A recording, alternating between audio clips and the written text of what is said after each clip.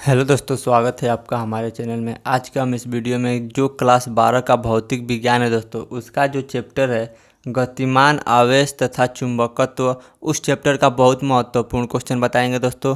यह क्वेश्चन आपके board exam के लिए बहुत महत्वपूर्ण होने वाला है दोस्तों। और दोस्तों यह क्वेश्चन आपके बोर्ड एग्जाम में 5 नंबर में पूछेगा। अगर ये क्वेश्चन आप समझ जाते हैं तो आपके बोर्ड एग्जाम में 5 नंबर कन्फर्म हो जाएगा दोस्तों। देखिए दोस्तों, यह बोर्ड एग्जाम में कितना बार प्रश्न पूछा गया है।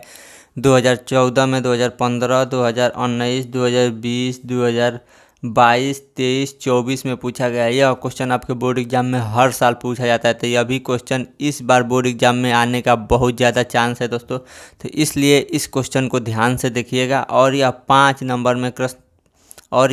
नंबर में प्रश्न पूछा जाएगा। तो अगर आप ये वीडियो अच्छे से देख लेते हैं और अच्छे से समझ जाते हैं तो आपको 5 नंबर कन्फर्म हो जाएगा दोस्तों। हम इसको बहुत ही आसानी से समझाएंगे, एक एक टॉपिक को ध्यान से समझिएगा, बहुत ही आसान भाषा में समझाएंगे दोस्तों। और दोस्तों हम यह भी बताएंगे कि बोर्ड एग्जाम में प्रश्न कैसे पूछा जाएगा और उसका उत्तर कैसे लिखेंगे दोस्तों। और दोस्तों हम क्लास 12 बोर्ड एग्जाम की सभी विषय की महत्वपूर्ण क्वेश्चन की तैयारियाँ कराते हैं। अगर आप क्लास 12 बोर्ड एग्जाम की महत्वपूर्ण क्वेश्चन की तैयारियां करना चाहते हैं तो इस वीडियो में हमारा व्हाट्सअप नंबर मिल जाएगा। उस व्हाट्सअप नंबर पर एसएमएस कर सकते हैं क्लास 12 बोर्ड एग्जाम की तैयारी के लिए। तो चलिए दोस्तों, बिना समय को बर्बाद किए हम स्टार्ट करते हैं। तो देखिए बोर्ड एग्जाम में प्रश्न आपसे क्या पूछेगा। प्रश्न पूछेगा दोस्तों, एम्पियर का परिपथीय नियम क्या है दोस्तों। क्या पूछेगा, एम्पियर का परिपथीय नियम क्या है, ये यह प्रश्न पूछेगा।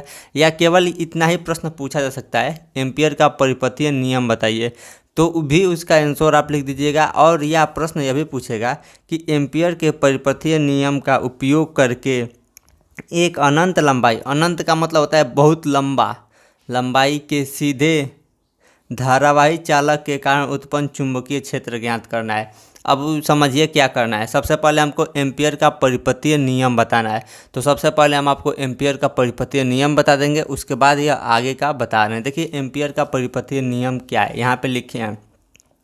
बोर्ड एग्जाम में पूछेगा तो ऐसे लिख दीजिएगा उत्तर, उसके बाद लिखिएगा एम्पियर का परिपथीय नियम। तो देखिए एम्पियर का परिपथीय नियम क्या है।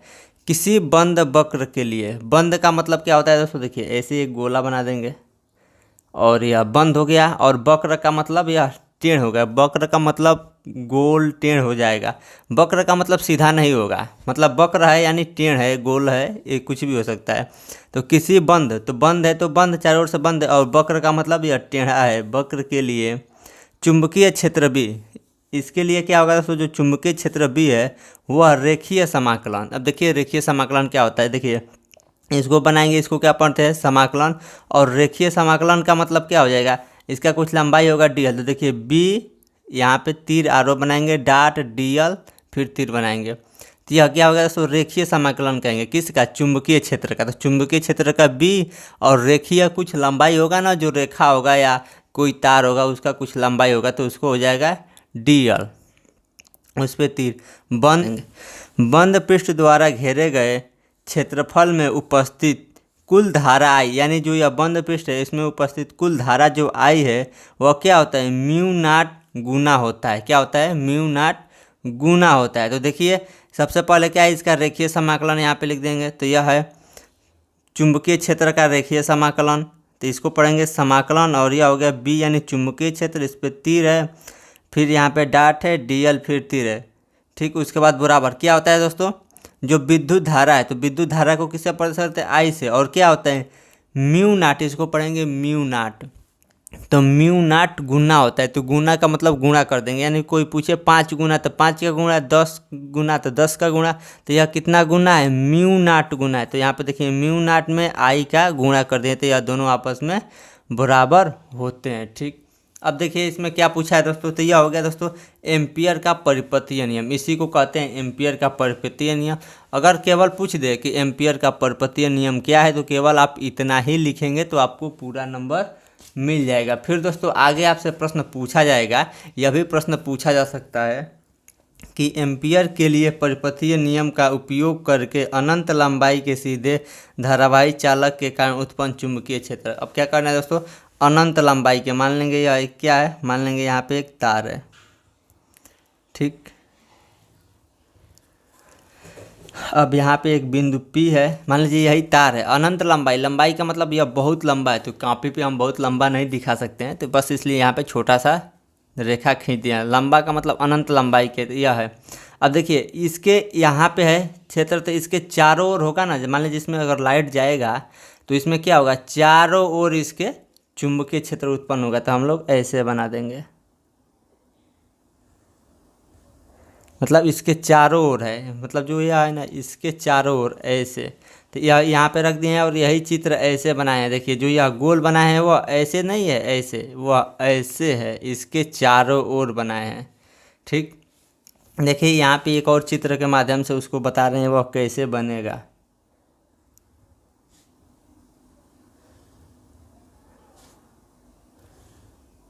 ऐसे है, ठीक, ये यहाँ तक दिखेगा, ये ऐसे है। ठीक, तो इसके चारों ओर है, तो यही यहाँ पे है। तो ये बिंदु P के इसके चारों ओर हमें क्या निकालना है दोस्तों, यहाँ पे क्या करना है दोस्तों, हमें क्या ज्ञात करना है, चुंबकीय क्षेत्र। तो हम लोग लिखेंगे यहाँ पे बिंदु P पर चुंबकीय क्षेत्र। देखिए यहाँ पे लिख दे रहे हैं बिंदु P पर चुंबकीय क्षेत्र।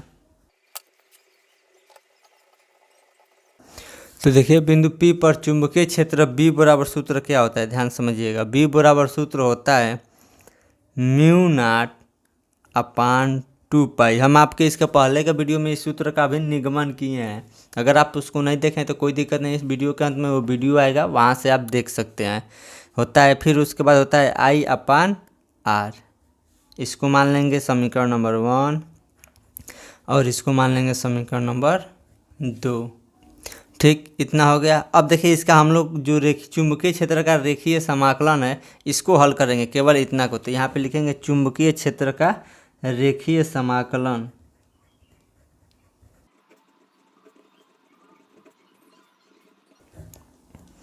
तो देखिए यही ना है चुंबकीय क्षेत्र का रेखीय समाकलन। तो इसको हल करेंगे तो देखिए क्या होगा, यहाँ पे समाकलन बी आर ओ या तीर का ये डॉट dl तीर, केवल इसको हल करेंगे तो देखिए इसको हल करेंगे तो क्या आ रहा है, देखिए यह है समाकलन।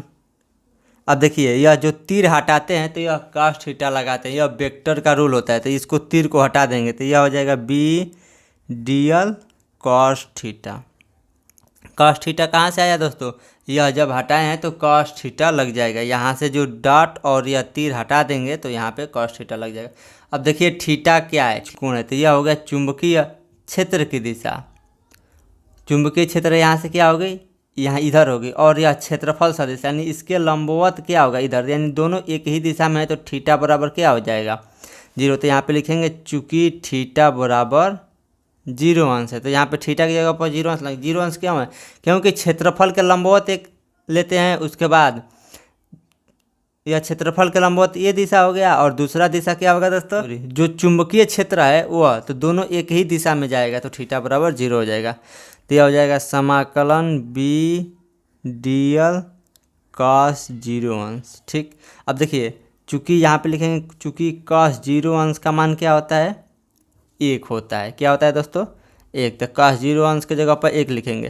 तो यह b को क्या करते हैं दोस्तों, समाकलन के नियम से इसको हम पहले लिख सकते हैं, उसके बाद यह समाकलन dl, ठीक, और cos 0 अंश का मान 1। तो यह इतना हो गया। आपको नहीं समझ में आया, देखिए एक बार और समझा रहे हैं। यहाँ पे देखिए क्या किए हैं, b को पहले ला दिए हैं, फिर समाकलन लिख दिए हैं, फिर dl लिख दिए हैं, और cos 0 अंश का मान 1 होता है। तो यहाँ पे गुणे 1 लिखे या ना लिखे कोई फर्क नहीं पड़ेगा। अब देखिए दोस्तों यहाँ पे क्या हो जाएगा, जो dl है वह क्या है, एक वृत्त जैसा है ना, तो इसका समाकलन करेंगे तो वृत्त का परिधि। तो यहाँ पे लिख देंगे चूँकि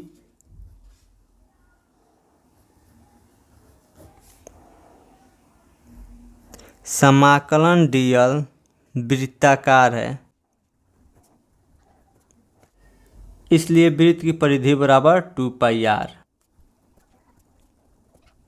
तो क्या है दोस्तों, देखिए यहाँ पे चूँकि समाकलन dl क्या है, वृत्ताकार है। देखिए यह वृत्ताकार है ना, तो वृत्ताकार, इसलिए वृत्त की परिधि बराबर 2πr, यानी समाकलन dl की जगह पर क्या लिख देंगे 2πr। तो यह हो जाएगा b, अब बीच में कुछ नहीं है तो गुणा है, तो डाट लिखे या ना लिखे कोई फर्क नहीं पड़ेगा, इसके बीच में क्या है, गुणा है। उसके बाद क्या है, समाकलन dl, तो समाकलन dl की जगह पर क्या लिख देंगे 2πr। तो देखिए दोस्तों यह कितना निकल के आ गया, इसको हल किए हैं तो देखिए इसी को ना हल किए हैं, तो इसको हल किए हैं, देखिए यही चीज़ यहाँ पे लिखे हैं और इसी को हल किए हैं तो क्या आया है B2πr इतना आया है। तो इतना के जगह पर हम लोग क्या लिख सकते हैं, इतना के जगह पर इतना लिख सकते हैं, क्योंकि इसी को जब हल किए हैं तो इतना आया है, तो इतना की जगह पर इतना लिखेंगे, उसके बाद यह लिख देंगे। तो देखिए यहाँ पे लिखेंगे आगे समीकरण 1 से, तो देखिए यहाँ पे हम आपको लिख दे रहे हैं समीकरण 1 से।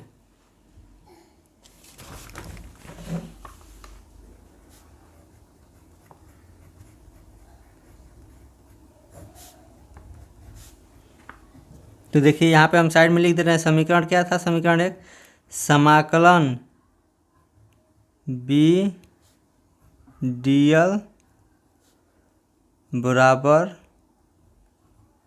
μ0 इंटू आई, यह क्या था दोस्तों, समीकरण 1। और हमें यहाँ पे क्या ज्ञात किया था, देखिए इसी को हल किए हैं, देखिए इसको जब हल किए हैं यहाँ पे तो हमें क्या मिला है दोस्तों B2πr। तो देखिए यहाँ पे यही चीज़ लिख देंगे कि जब इतना को हल किए हैं B.dl को जब हल किए हैं तो क्या मिला है B2πr। तो इतना के जगह पर हम लोग इतना लिख देंगे यहीं पे, देखिए इतना के जगह पर इतना लिखेंगे, तो जो समीकरण 1 है इसको हम यहाँ पे लिख दे रहे हैं। समीकरण 1 क्या है, समाकलन B.dl बराबर μ0 इंटू आई। देखिए समीकरण 1 हम आपको दिखा दे रहे हैं, यहाँ पे है समीकरण 1, ठीक। अब उसके बाद देखिए दोस्तों इतना के जगह पर हम लोग क्या लिखेंगे, इतना, यही ना है इतना, तो यहाँ पे लिखेंगे B2πr बराबर μ0 इंटू आई।